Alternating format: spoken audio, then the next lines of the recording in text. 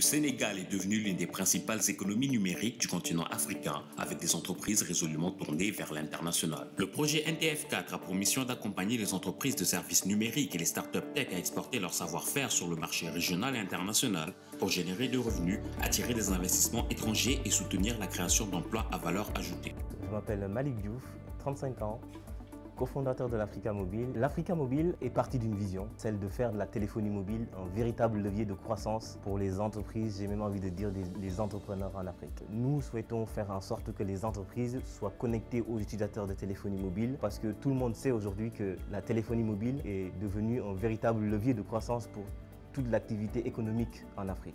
C'est un programme auquel nous on a adhéré depuis 2 ans maintenant et qui est tombé à pic dans notre phase où on a commencé notre conquête. Le programme était pertinent dans l'accompagnement de ce qui est ce désir réel à la conquête de notre pays. Nous, ça nous a permis de rentrer dans des pays comme la Côte d'Ivoire, des pays comme le Burkina, où le premier contact s'est fait avec ce programme-là. Il y a beaucoup de choses positives à voir dans ce type de programme qui accompagne les entrepreneurs, à avoir la capacité de s'exporter.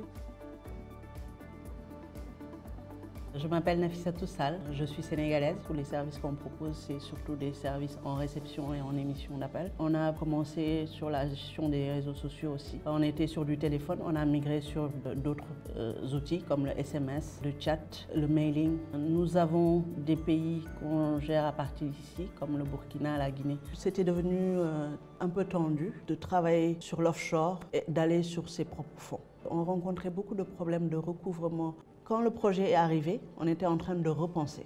Donc on a révisé notre stratégie, on a repensé retourner à l'export parce qu'on sait qu'il y avait un besoin, qu'il y avait une demande qui était là, il y avait des opportunités à saisir. Les missions NTF4 nous ont permis de nous diversifier côté offre. Ça nous a permis aussi côté formation de renforcer nos capacités. Dans notre stratégie d'expansion, ce projet nous a permis de mieux nous positionner et de mieux attaquer. On a pu capitaliser en tout cas tous les outils qui nous ont été donnés. Nous aspirons à un impact durable, à rendre les entreprises et startups accompagnées plus compétitives pour les aider à passer l'échelle et prendre en main leur croissance à l'international. C'est pour cela que nous soutenons des pionniers de la tech au Sénégal tels que l'Africa Mobile et Colmi. Les petites et moyennes entreprises occupent une place extrêmement importante dans le tissu économique de notre pays. 97% de nos entreprises sont des petites et moyennes entreprises.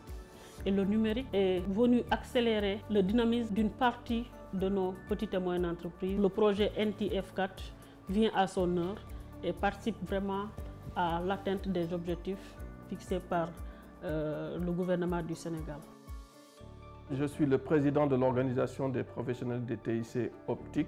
Optique, c'est le syndicat professionnel qui regroupe l'ensemble des entreprises du numérique du Sénégal.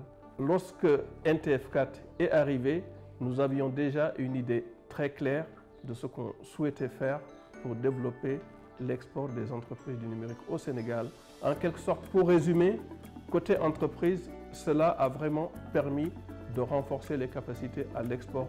Côté institutionnel maintenant, ce programme a également permis d'élaborer un plan stratégique, donc IT BPO. Entre 2018 et 2020, le projet NTF4 a accompagné un grand nombre d'entrepreneurs du digital et d'entreprises de services numériques sénégalaises. Cet appui a abouti à la création de 642 emplois et à l'augmentation de 34% de leur chiffre d'affaires.